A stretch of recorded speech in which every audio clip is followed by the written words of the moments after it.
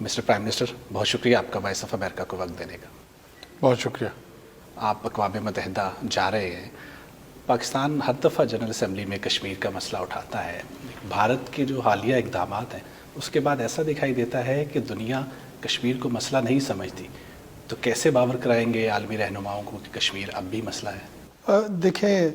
یہ one of the oldest agenda item ہے security council کے اس پہ۔ ایسا تو نہیں ہے کہ اس کا انکار کیا جا سکتا ہے، یہ ضرور ہے کہ ہمیں تواتر کے ساتھ کشمیر کے کیس کا دفاع اور اس کی وکالت مختلف ملٹی لیٹرل جو فورمز اویلیبل ہیں، جس میں یونائٹڈ نیشنز کے فورمز ہیں، اس کے علاوہ ریجنل فورمز ہیں، ان تمام پہ پاکستان جو ہے وہ کشمیر کے کیس کا دفاع اور وکالت کرتا رہے گا۔ دیکھیں، جو موجودہ صورتحال ہے وہاں پہ ہیومن رائٹس کی جو وائلیشن جس انداز میں ہو رہی ہے، کشمیر کو جو ہے نا ایک لارجر امپریزنمنٹ کی صورتحال کا ایسے لگ رہا ہے کہ جیسے اوور آل پاپولیشن جو ہے نا اس کو ایک قید خانے میں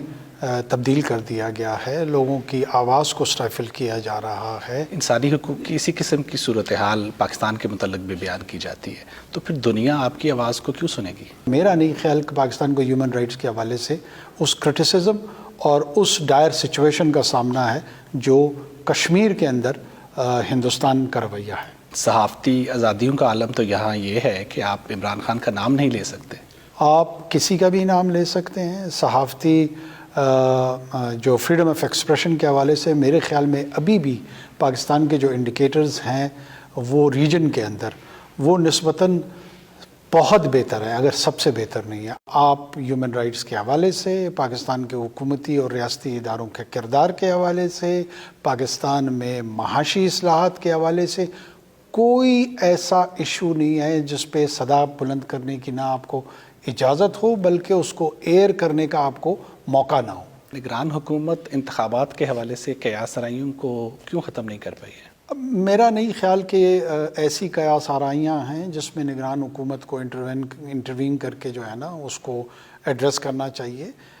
بنیادی طور پہ قانونی اور آئینی طور پہ یہ الیکشن کمیشن آف پاکستان کا کام ہے اور ہمیں یہ یقین ہے کہ وہ اپنے کام کو انتہائی ایمانداری سے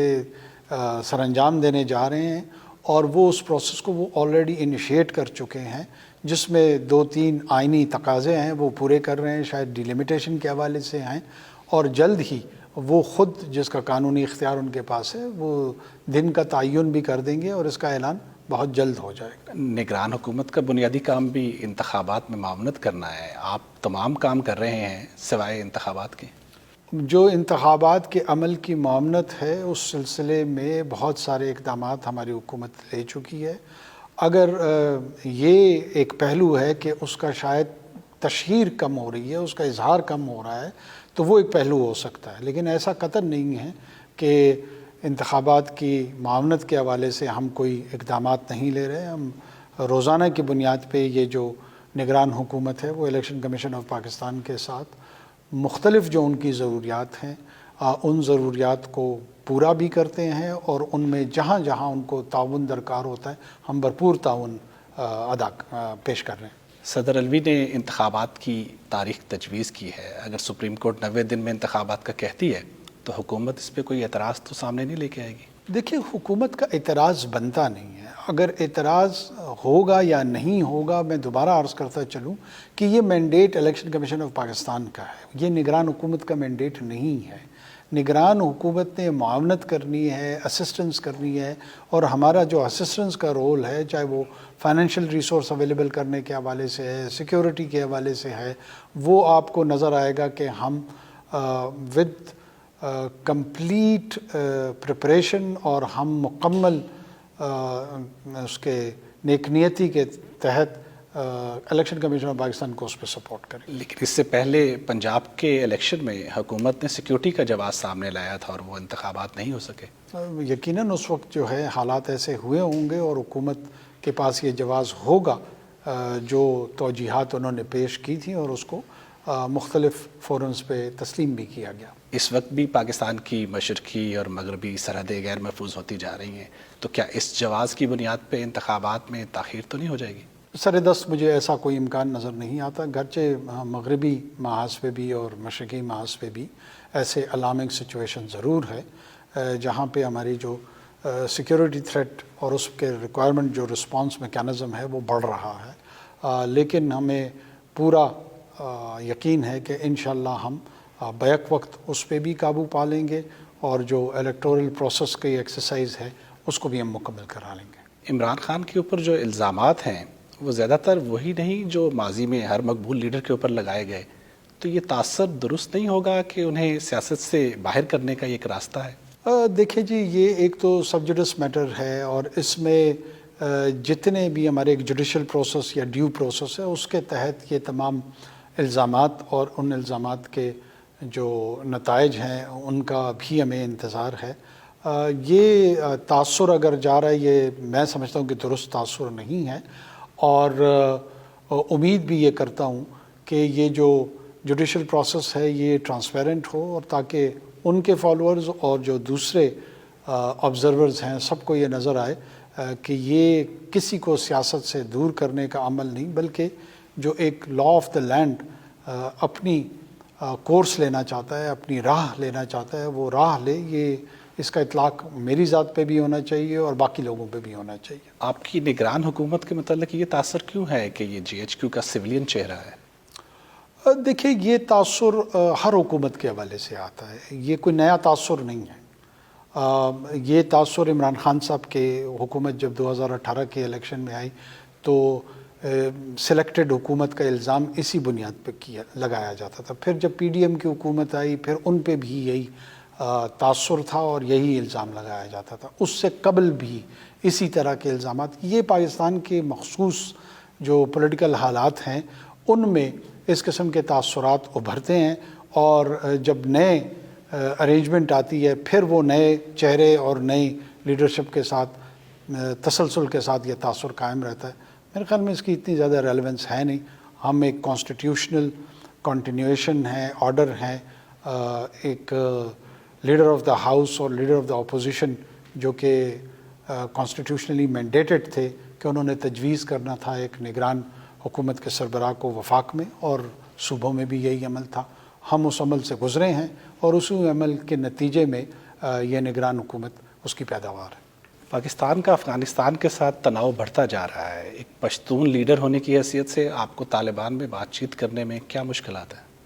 دیکھیں، میں سمجھتا ہوں کہ پاکستان کا جو مفاد ہے وہ سب سے اولین ترجیح ہے ہماری۔ بالکل پشتون نسل سے تعلق ہونا اور پشتو زبان کے استعمال وہ بعض اوقات فائدہ مند ہو بھی سکتا ہے، لیکن دراصل دونوں اطراف جو ہوتی ہیں وہ اپنے اپنے قومی اور جو نیشنل انٹرسٹ ہوتے ہیں اس کے ارد گرد اپنی نیگوسیشن رکھتے ہیں۔ یہ ادراک ہماری طرف کی لیڈرشپ کو بھی ہے، اور دوسری طرف کی لیڈرشپ سے بھی میرا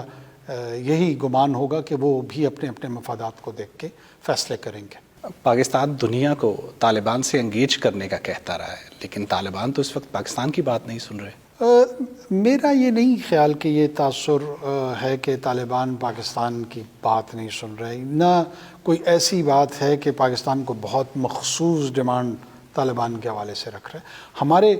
ہمارا ایک چیلنج ہے ویسٹرن بارڈر پہ ٹیررزم کے حوالے سے، اور جب دوحہ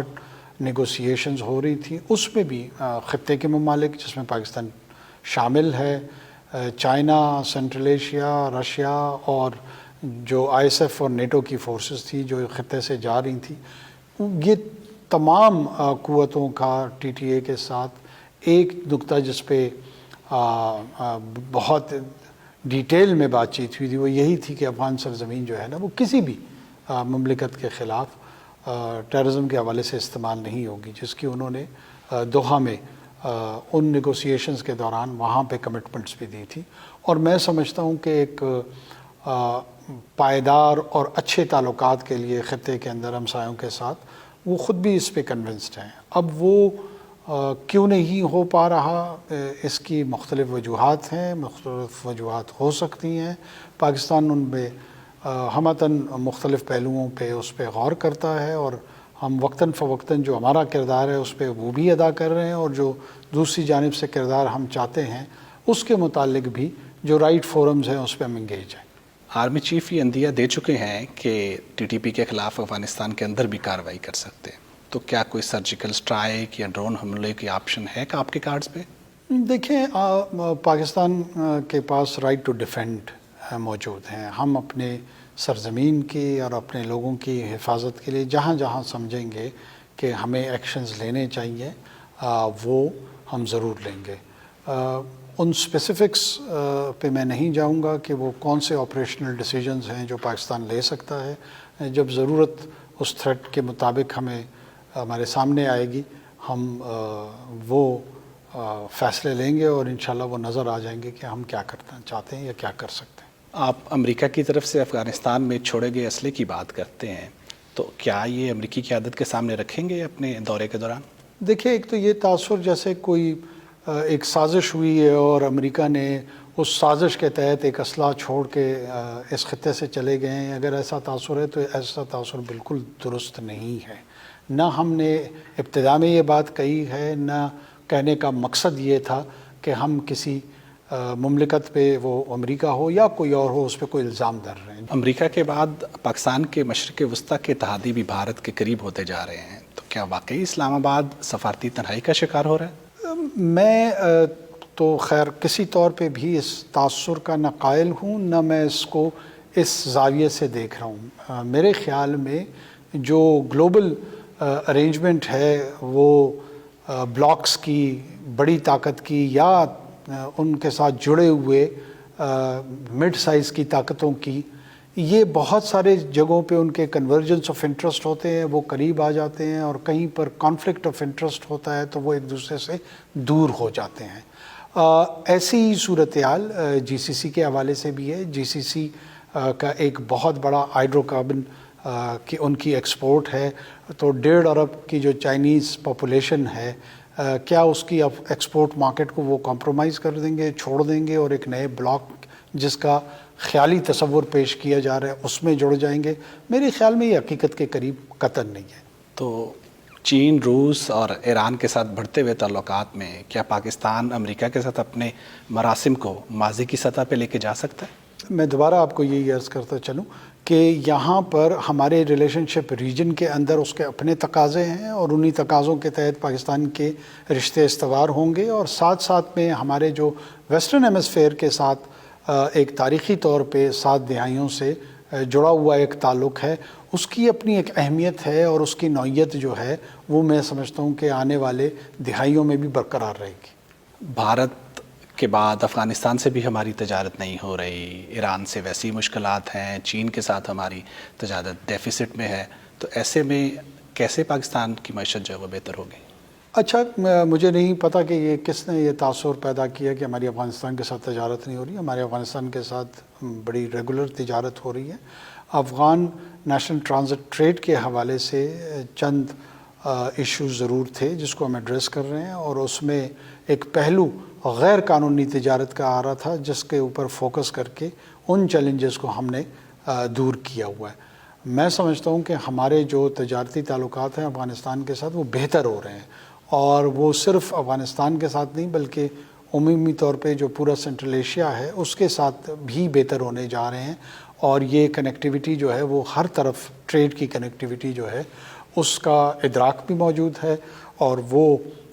دونوں اطراف اس پہ متفق ہیں کہ یہ ایک مفید تعلق ہوگا۔ جناب وزیر اعظم، بہت شکریہ آپ کا وائس آف امریکہ کو وقت دینے کا۔